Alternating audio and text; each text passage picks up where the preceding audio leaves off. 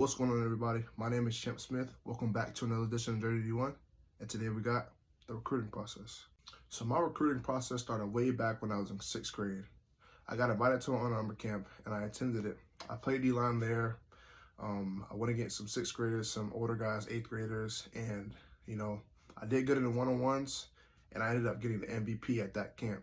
And that kind of blew up my whole recruiting process. So in 7th grade, I got invited back to the Under Armour camp, and I did pretty good in one-on-ones. And that next day, I got the invite to the UA All-American 8th grade game. So my 7th grade year, that was kind of like a big step in my recruiting process because a lot of coaches started to follow me on Twitter. I attended a Florida State camp. I still have my signed Coach Norvell shirt from that camp, but I got a few pictures with him. And a lot of coaches started following me on Twitter, and that just blew up my whole recruiting process. And I'm only in 7th grade at the time. So my 8th grade year, when it came time to play in a UA game, I got injured and I couldn't play.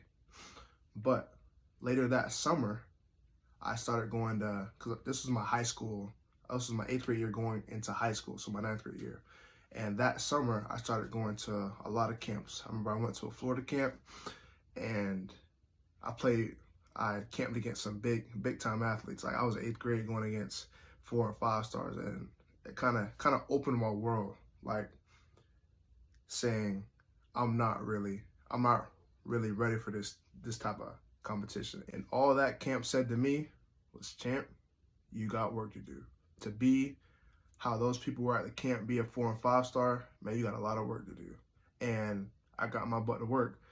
So about a month later, I went to a FAU mega camp, and there was a few coaches there, a good amount of coaches. I was the biggest one in the freshman groups. At that time, I didn't know coaches, if they send a coach to a mega camp, some coaches, they record, like say it's not their position, they record you and they will send it back to that position coach at that university and say, hey, what do you think about this kid? This kid look good, and we're gonna offer him. So a few coaches, they were following me around with their phones, recording me. And when it came time to one-on-ones, that's when you make your money. That's when you make that money. I went with the freshman group, and it was an obvious mismatch. Like I was bigger than all the kids. So my brother, he was like, Champ, what are you doing? All the coaches are over there in that group. So my brother forced me. I'm grateful for it to this day, because I probably wouldn't win, because I didn't have the confidence I have now, to go against, elite guys, older guys, actually. So my brother, he forced me to go in that group, and I won at guard, and I won the rep. Once I won that rep, it clicked in my brain like, hey, I can compete with some of these big-time guys. So I was going against seniors as an 8th grader, and I was dominating. I went to tackle, because I remember my brother said Georgia Tech wanted to see me play tackle. So I went to tackle, and I pancaked the kid, and I jacked him up, and that was I was on 10, man. I was happy, and my confidence was another level, and I was just playing with a whole lot of juice. I probably took around 10 reps, and at a mega camp, 10 reps is a lot. I had to skip lines, hey, I got it. That's the most important thing. At a mega camp, you got to get your reps, because people, you paid your money. You did not pay your money to sit in the back of the line. You paid your money to go get your reps and get your exposure. So that's one of the most important things going to mega camp. Skip people in line and go get your reps. It doesn't matter if you argue, it don't matter. Go get them reps. So after the camp concludes, me, my dad, and my brother, we're all out networking, trying to talk to as many college coaches as possible, because we're not trying to waste money. We came out here for a reason, so don't get off track. You had a great performance today, and I know you're young, but I see great potential in you. I want to offer you a scholarship to Florida Atlantic University. And oh my goodness, I was on 10. I was so excited. I was so happy. I was everything, because a month ago, I was getting dominated by 4 and 5 stars, to a month later, earning my first scholarship. So I was so excited, because it clicked in my brain. Dang, man, I could really do this at a high level.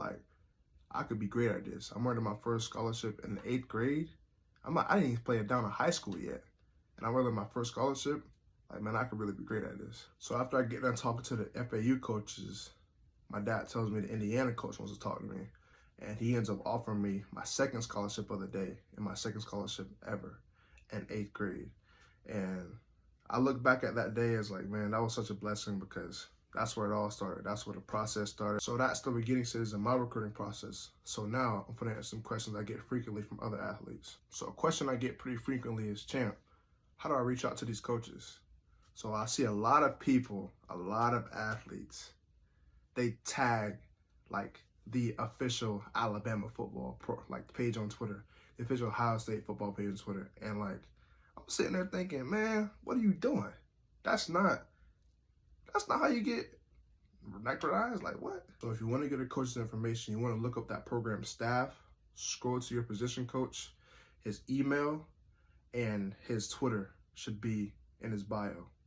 And you click on those and you email them, tag them in your videos on Twitter, and that's how you get their attention. And you want to be consistent with that. The recruiting process, it's all about consistency. Consistency, training, consistency with everything you do. Because weightlifting, consistency, everything. That's the most important thing, consistency. A lot of kids ask, Champ, what camps should I go to? I think, personally, college camps and mega camps are two of the best camps to attend as an athlete, because you're getting in front of college coaches from both camps. Not these exposure camps that say, oh, 100+ coaches watch these. Now, Under Armour, Rivals, and a few more other camps, those are legit. If you get invited to those two, you definitely want to attend because a lot of college coaches are watching those. But other camps, like, I'm not going to say no examples, but some camps, it's just a money grab. That's all it is. It's just a money grab. So I see a lot of athletes, if you go on the Twitter, there's nothing up on their account. How do you expect to get recruited if you have nothing showcasing what you can do? So I suggest, if you don't have any highlights, you want to make skills videos, showcase what you can do, like linebackers, show your drops, running backs, show your little drills, O-line, show your kick step, and everything, man.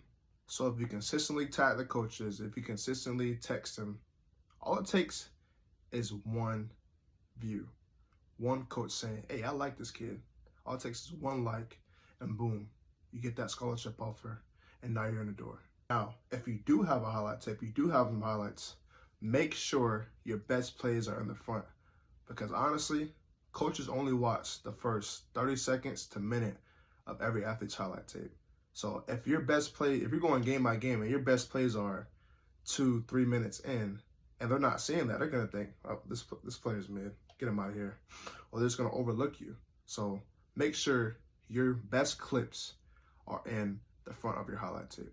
So that concludes the video. Please like, comment, and subscribe, and tell me what you think. Stay blessed.